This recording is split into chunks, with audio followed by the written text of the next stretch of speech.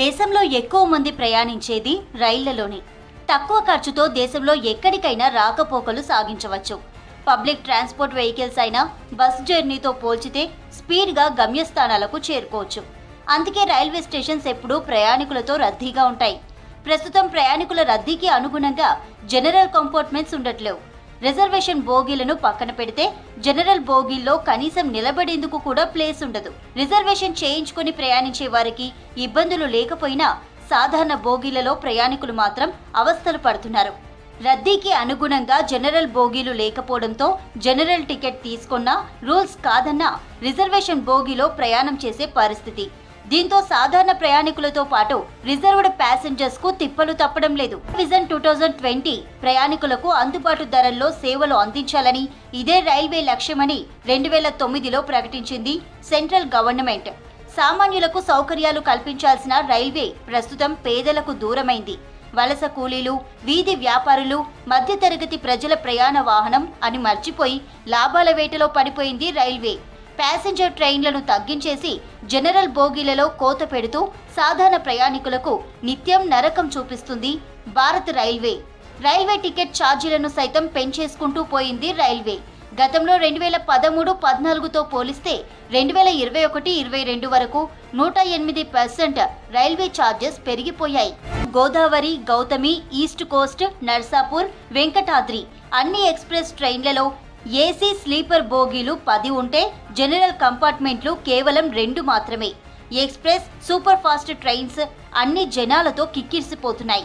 General బోగీల్లో అడుగు తీసి అడుగు వేయని పరిస్థితి. ఒక్కచోటే గంటల తరబడి నిలబడాలి. ఒక్కచోటే కదలకుండా నిలబడలేక వృద్ధులు, మహిళలు, పిల్లలు ప్రత్యక్ష నరకాన్ని అనుభవిస్తున్నారు. ఆఖరికి టాయిలెట్స్ లో కూడా ప్యాసింజర్స్ ఎక్కడంతో టాయిలెట్స్ కు వెళ్లేందుకు ఇబ్బందులు పడుతున్నారు ప్రయాణికులు.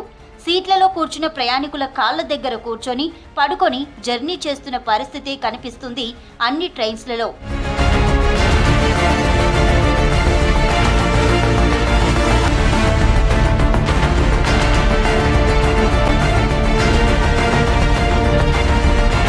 లాంగ్ ట్రావెలింగ్ చేసే ట్రైన్స్ లో ఈ సమస్య మరీ ఎక్కువగా ఉంది. సికింద్రాబాద్ టు విజయవాడ, విశాఖపట్నం, భువనేశ్వర్, ముంబై, బీహార్, యూపీ రాష్ట్రాలకు ప్రయాణించే ట్రైన్స్లో జనరల్ బోగీ కష్టాలు ఎక్కువే. ట్రైన్ ఎక్కడమే ఒక యుద్ధమైతే అతి కష్టం మీద కంపార్ట్మెంట్లో కాలు పెట్టిన ఆ ఆనందం అరక్షణం ఉండదు. కూర్చున్నోళ్లు టాయిలెట్కి వెళ్ళలేక, సీట్ దొరకని వాళ్ళు గంటల పాటు నిలబడలేక ఇబ్బందులు పడుతున్నారు. దేశవ్యాప్తంగా 10,000 జనరల్ బోగీలు వస్తున్నాయని రైల్వే ఆఫీసర్స్ చెప్తున్నా అవి ఎప్పటికి వస్తాయనే వాటిపై క్లారిటీ లేదు. గతంలో ఎక్స్ప్రెస్, సూపర్ ఫాస్ట్ రైళ్లలో 5-6 జనరల్ బోగీలు ఉండేవి. కానీ అధిక ఆదాయం కోసం వాటిని 2కు తగ్గించింది రైల్వే శాఖ. ఎక్స్ప్రెస్, సూపర్ ఫాస్ట్ ట్రైన్లలో 5 బోగీలను ప్రవేశపెట్టాలని ప్రధానమంత్రికి కోటి ఉత్తరాలు రాస్తూ పోరాటాలు చేస్తుంది 5 బోగీల సాధన సమితి.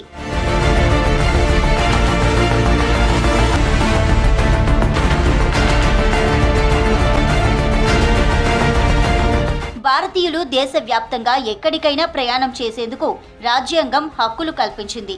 ఇక ప్రయాణికులకు సౌకర్యాలను కల్పించడం ప్రభుత్వాల బాధ్యత. వలస కార్మికులకు, శ్రామికుల ప్రయాణానికి రాష్ట్రాలను దాటి వెళ్లే వలస కూలీలకు ట్రైన్సే అనుకూలంగా ఉంటాయి. వందే భారత్, అమృత్ భారత్ అంటూ భారతీయ రైల్వే వ్యవస్థనే మార్చేస్తామని చెప్పిన కేంద్రం సాధారణ ప్రయాణికులను మాత్రం పట్టించుకోలేదు.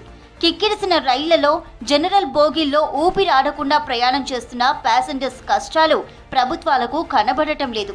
ఎక్కువ ఖర్చు పెట్టి ప్రయాణం చేసే వారి కోసం వందే భారత్ రైళ్లను తెచ్చినప్పటికీ ఆర్థిక స్తోమత లేని పేద, మధ్యతరగతి వారు సౌకర్యంగా ప్రయాణం చేసేందుకు ప్రభుత్వాలే ఏర్పాట్లు చేయాలని వందే భారత్ రైల్ రూపకర్త సుధాంశు మణి ఆవేదన వ్యక్తం చేశారంటే జనరల్ బోగీలో సాధారణ ప్రయాణికుల కష్టాలు అర్థం చేసుకోవచ్చు. గడిచిన కొన్ని దశాబ్దాలుగా ఉపాధి కోసం వలసలు వెళ్లడం పెరిగిపోయింది. అందులోనూ ఉత్తరాది నుంచి సౌత్కు వలసలు ఎక్కువగా ఉన్నాయి. 2011 జనాభా లెక్కల ప్రకారం 5.4 కోట్ల మంది ఉపాధి కోసం సొంత రాష్ట్రాల నుంచి ఇతర ప్రాంతాలకు వలస పోతుంటే ప్రస్తుతం వారి సంఖ్య 7 కోట్లకు చేరుకుందని ఒక సర్వే రిపోర్ట్. వలస వెళ్లే వాళ్లలో బీహార్, పశ్చిమ బెంగాల్, అసోంకి చెందిన కూలీలే అధికం. వీళ్లంతా కేరళ, తమిళనాడు, కర్ణాటక వంటి రాష్ట్రాలకు వలస వెళ్తున్నారు. ఇక ఏపీ, తెలంగాణ, జార్ఖండ్, ఒడిశా రాష్ట్రాలకు వలసలు ఎక్కువే.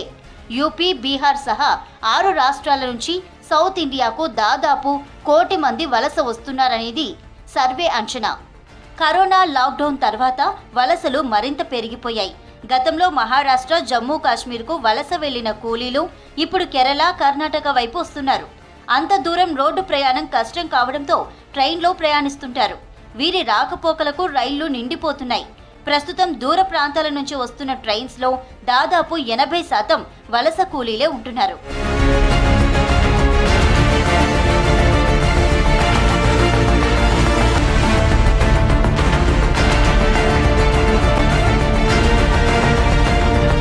ఇండియన్ రైల్వేస్ తెచ్చిన మార్పులతో జనరల్ బోగీలు తగ్గిపోయాయి. చాలా చోట్లకు జనరల్ బోగీలు లేకుండానే ట్రైన్స్ నడిపిస్తుంది భారత రైల్వే. చాలా ట్రైన్స్లో కేవలం 2 జనరల్ బోగీలుంటాయి. అది కూడా ఒకటి ఇంజన్ వైపు ఉంటే మరోటి రైలుకు చివరలో ఉంటుంది. జనరల్ టికెట్ తీసుకున్న ప్రయాణికులకు తగినన్ని సీట్లు దొరక్కపోవడంతో నిలబడి ప్రయాణం చేస్తున్నారు. ఒక జనరల్ బోగీలో ఖాళీ లేకుంటే రెండో బోగీలో ఎక్కుదామనుకున్నా చివరలో ఉన్న బోగి వరకు వెళ్లేసరికి రైలు కదిలిపోతుందనే భయంతో ఊపిరాడకున్నా అందులోనే ప్రయాణం చేస్తున్నారు.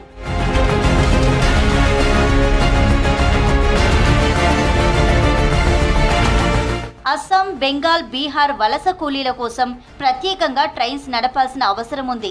నిత్యం లక్షల మంది ఎర్నాకులం, చెన్నై, బెంగళూరు స్టేషన్ల నుంచి కోల్కతా, పాట్నా, గువాహటి వైపు ప్రయాణిస్తున్నారు. కానీ వాళ్లకు అందుబాటులో ఉన్న ట్రైన్స్ తక్కువ. అంటే వాటిలో జనరల్ బోగీలు నామమాత్రమే. సొంత ఊళ్లలో ఉపాధి లేక పక్క రాష్ట్రాలకు వలస వెళ్దామనుకున్న రైలు కష్టాలు మాత్రం తప్పడం లేదు వలస కార్మికులకు.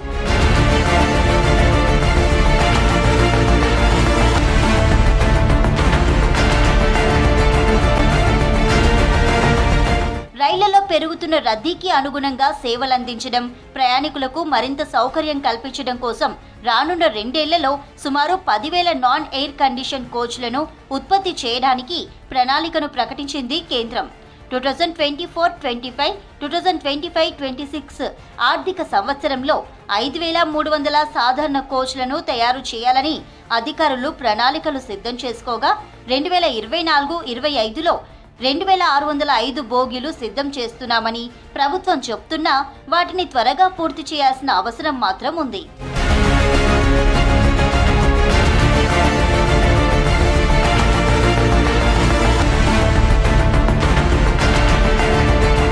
దేశవ్యాప్తంగా ప్రతి సంవత్సరం దాదాపు 800 కోట్ల మందిని గమ్యస్థానాలకు చేరుస్తుంది రైల్వే వ్యవస్థ.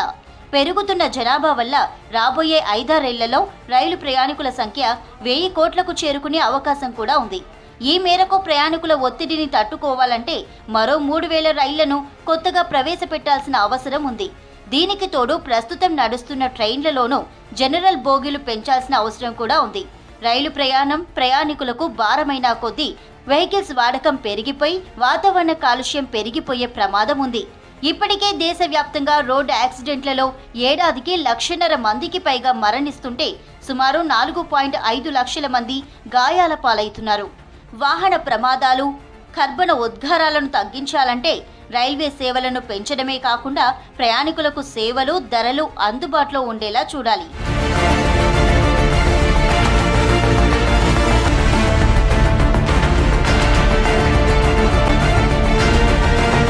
ఉపాధి కోసం రాష్ట్రాలు దాటి వెళ్లే వలస కార్మికుల కోసం ట్రైన్స్ పెంచడంతో పాటు ట్రైన్స్లో జనరల్ బోగీల సంఖ్యను పెంచాల్సిన అవసరం ఉంది. నష్టాల సాకుతో ప్రభుత్వ రంగ సంస్థలను ప్రైవేటు చేతిలో పెట్టకుండా ఆ వ్యవస్థ సేవల వల్ల ఎంతమందికి ప్రయోజనం కలుగుతుందనే అంశాన్ని దృష్టిలో పెట్టుకొని నష్టాలను భరించి సేవా దృక్పథంతో వాటిని కొనసాగించాల్సిన అవసరం ఉందంటున్నారు ఎక్స్పర్ట్స్.